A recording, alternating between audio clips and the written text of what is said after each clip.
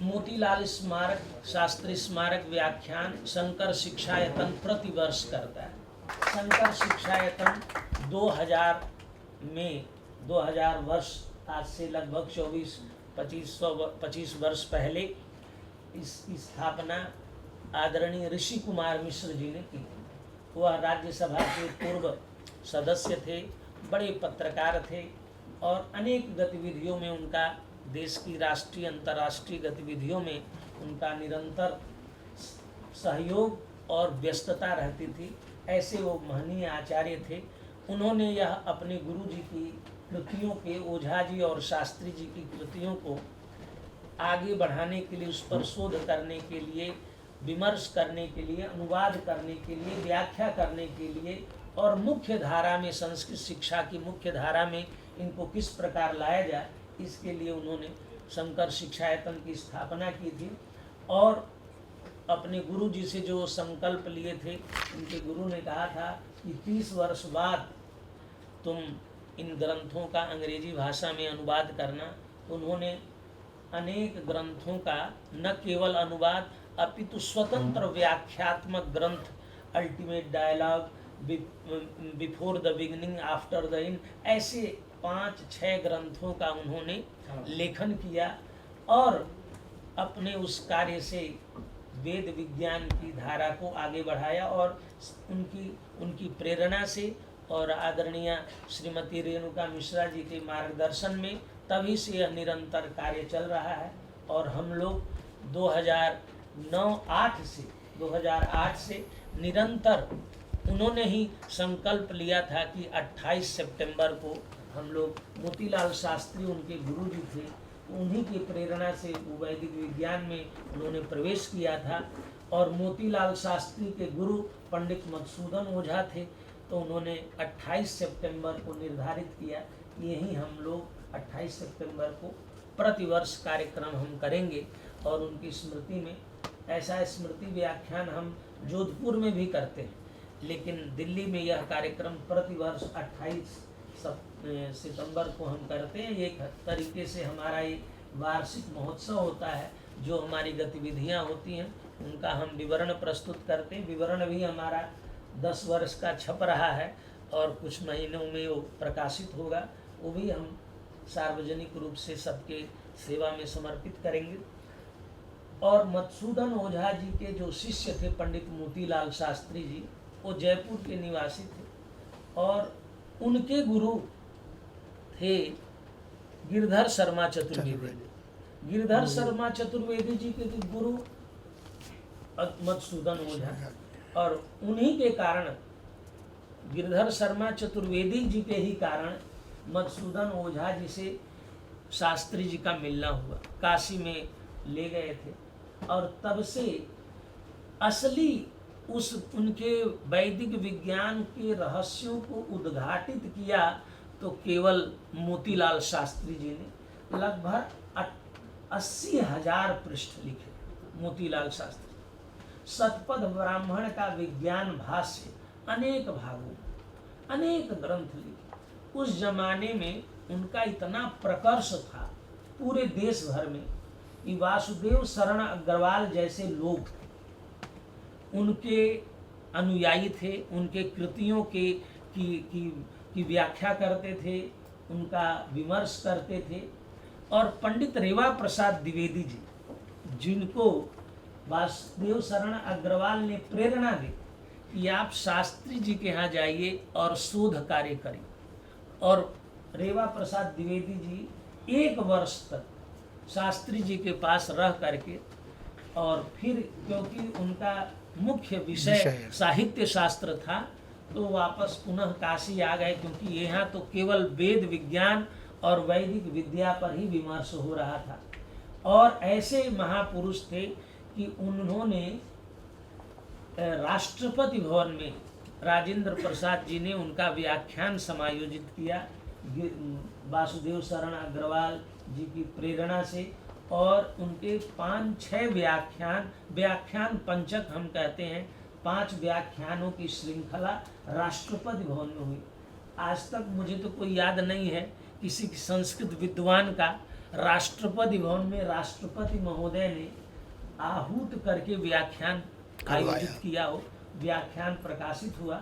इस वर्ष हम लोग उस व्याख्यान का भी अंग्रेजी अनुवाद पंडित ऋषि कुमार मिश्र जी ने उसका अनुवाद किया था, उसी को विस्तार करके हमारे आदरणीय विल्सन जी हैं जो शंकर शिक्षायतन में आप शोध के रूप में शोधाधिकारी के रूप में काम करते हैं, तो आपने उसका एक संस्करण तैयार किया और वो भी हमने प्रकाशित किया है और आज हमने उसका उद्घाटन भी किया है। ये जो ग्रंथ है वैदिक concept of man and universe, यह वही ग्रंथ है जिसका मोतीलाल शास्त्री जी ने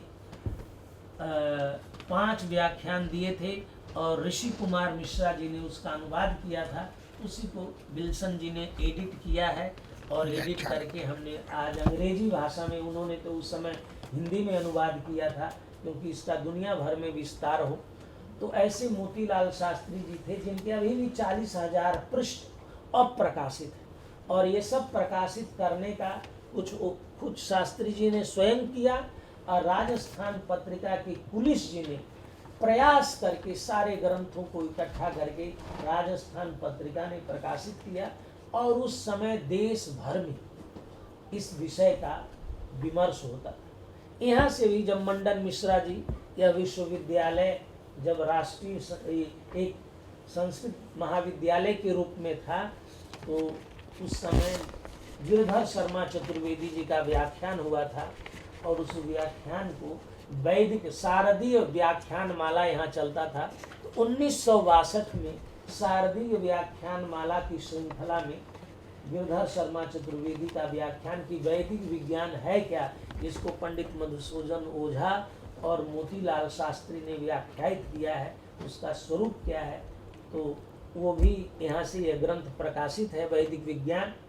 इस प्रकार के महामनीषी थे पंडित मोतीलाल शास्त्री और उनके गुरु पंडित मधुसूदन ओझा और उसी परंपरा में ऋषि कुमार मिश्र, क्योंकि इस समय एक जमाना था जब वो लोग आचार्य थे तो पूरे भारतवर्ष में उनकी प्रसिद्धि थी, लेकिन समय बीत गया, उनको कोई न पढ़ने वाला न पढ़ाने वाला न शोध करने वाला।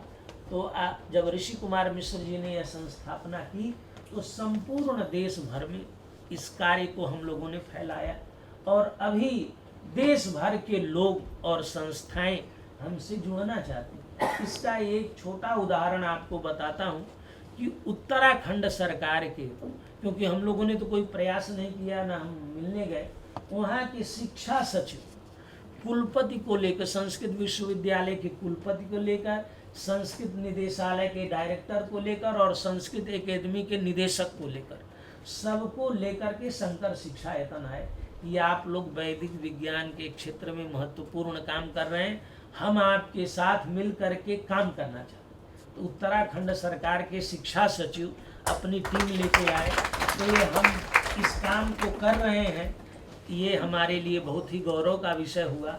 ऐसे देश भर से लोग हम लोगों से संपर्क करते हैं।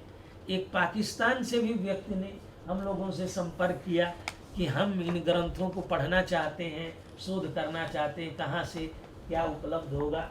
इस प्रकार से यह विषय हम लोग प्रतिवर्ष कोई न कोई विषय, गुरुजी को हम लोगों ने पहले भी आमंत्रित किया था, तब यह कार्यक्रम हमने इंडिया इंटरनेशनल सेंटर में किया था।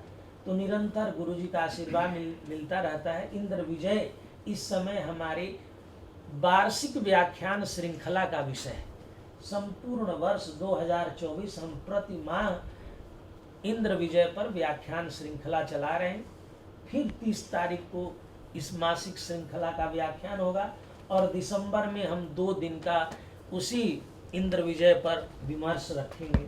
तो आज इस विषय को लेकर के हम लोगों ने गुरु जी का व्याख्यान आमंत्रित किया है।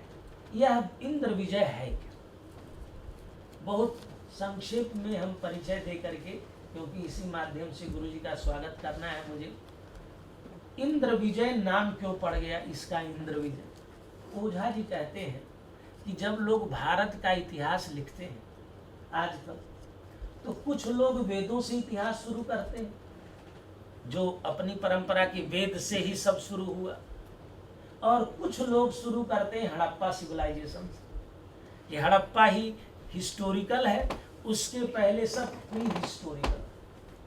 तो है क्या क्या वेद जब ग्रंथ आए, क्योंकि वेद के बारे में 2 अवधारणाएं, ओझा जी ने तो 42 अवधारणाएं अपने ग्रंथ में शारीरक विमर्श में प्रस्तुत की कि वेद पौरुषीय है कि अपौरुषीय। इस दृष्टि को तो इंद्र हमारा पहला राजा है, इंद्रो या तो वसितस्य राजा, ये ऋग्वेद का मंत्र है। तो इंद्र जैसा प्रतापी व्यक्ति था, तो अपना इतिहास हमने ओझा जी ने इंद्र से प्रारंभ किया। इंद्र से हमारा इतिहास शुरू होता है, क्योंकि ये जो त्रिलोकी है, हम जैसे आजकल पृथ्वी का हम नक्शा बनाते हैं तो हम लोग केवल पृथ्वी लोक नहीं करते, त्रिलोकी हमारा क्या है, पृथ्वी लोक, अंतरिक्ष लोक और द्युलोक। तो ये इसका आध्यात्मिक स्वरूप त्रिलोकी का, आधिदैविक स्वरूप और आधिभौतिक स्वरूप त्रिलोकी का क्या है, ये ओझा जी व्याख्या करते हैं। और तीनों लोग जैसे ओम भू भुवा स्वः जब हम कहते हैं, इस पर रविन्द्रनाथ ठाकुर ने लिखा है कि जब मेरा यज्ञोपवीत हुआ और मुझे गायत्री मंत्र सिखाया गया, तो मैं पहली बार समझा कि जो हम ज्ञान अर्जित कर रहे हैं इसका तीनों लोकों में प्रचार प्रसार करना है, भू भुवा स्वः में। तो ये हमारा संबंध तीनों लोकों से, और उसी अवधारणा को यहाँ से शुरू करते हैं ग्रंथ के आरंभ में। तो देश, इसलिए इंद्र विजय से, इंद्र हमारे प्रथम राजा हैं, वहाँ से हमारा भारत का इतिहास शुरू करते। फिर भारत की भौगोलिक सीमा क्या है इसका विवेचन करते हैं, और फिर भारत के लोग, भारत की भाषा, भारत की लिपि, इन सब का, जैसे हम कहते हैं इंडिया क्या है, तो we the people of India. Kautilya भी लिखते हैं कि जब हम किसी जमीन का इतिहास लिखते हैं तो क्या होता है, मनुष्यवती भूमि अर्थ, और तस्य लाभ और पालन का जो शास्त्र है वो अर्थशास्त्र है। तो जो लोगों का इतिहास है, वहाँ की संस्कृति का इतिहास है, राजा का इतिहास है, इस सारा इतिहास, और उसी त्रिलोकी मॉडल में केवल लोगों का इतिहास नहीं है, क्योंकि हमारे यहाँ असुर, राक्षस, गंधर्व, किन्नर, ये सब है। उन सब योनियों, उन्होंने 3 प्रकार के लोगों की चर्चा की और इस तरह से उन्होंने विस्तार दिया। इन्होंने लिखा, ओझा जी ने खुद लिखा कि हम तो विज्ञान शास्त्र प्रतिपादित कर रहे थे, विज्ञान शास्त्रे प्रतिपादनीय लोकेति वृत्तस्य भवत्यपेक्षा। विज्ञान, वैदिक विज्ञान का जब हम विश्लेषण करते हैं तो लोकेति वृत्त की जरूरत होती है। तच्चेति वृत्तम द्विविधम पुराणे इतिहास भेदात प्रवदन्ति वृद्धा। इतिवृत्त हमारा 2 प्रकार का होता है, इतिहास और पुराण। यद विश्व सृष्टेति वृत्तमासीत पुरातनम तद्धि पुराणमा। पुराण क्या है, विश्व सृष्टि का इतिवृत्त पुराण है, और यच्चेतनानां तुनृणां चरित्रम प्रथम पृथक कृतम स्यात् स इहेतिहास। और जो लोगों का, वंशों का इतिहास है, लोगों का जो इतिहास है वह इतिहास है। इस प्रकार से इतिहास और पुराण, और इतिहास और पुराण विद्या का उन्होंने एक ग्रंथ लिखा कि इतिहास और पुराण विद्या का आविर्भाव कैसे हुआ। और उनके एक सुरजन दास स्वामी उनके शिष्य थे, तो जोधपुर विश्वविद्यालय के संस्कृत के प्रथम अध्यक्ष थे। वो 50-55 की बात है। उन लोगों ने इस विषय पर विमर्श किया, और गिरधर शर्मा चतुर्वेदी ने लिखा, उन्होंने भी पुराण विज्ञान लिखा है जो बिहार राष्ट्र भाषा परिषद से प्रकाशित है। तो उन्होंने लिखा कि मधुसूदन ओझा जी का क्या महत्वपूर्ण योगदान है, यदि कोई मुझसे पूछे तो उन्होंने कहा 2 योगदान हम कहें। पहला योगदान है वैदिक विज्ञान की स्थापना और दूसरा इतिहास विद्या की स्थापना। इतनी ख्यातियां उन्होंने लिखी हैं। माधव ख्याति, ये इतिवृत्त जो प्रकरण है उनका 5 तरह के ग्रंथ लिखे हैं। तो भारत का इतिहास के माध्यम से वह विश्व का इतिहास का उन्होंने पहली बार अवधारणा दी है कि सिंधुस्थान और पारस्थान, ये सब विषय हम केवल संक्षेप में ये बताना चाहते। गुरु जी का इसी के माध्यम से स्वागत के रूप में कि यह है इंद्र विजय। इस ग्रंथ का हम लोगों ने अंग्रेजी अनुवाद, प्रोफेसर कपिल कपूर जी ने इसका अंग्रेजी अनुवाद किया, क्योंकि हिंदी अनुवाद ये प्रकाशित है, इसको लक्ष्मी शर्मा ने अनुवाद किया था।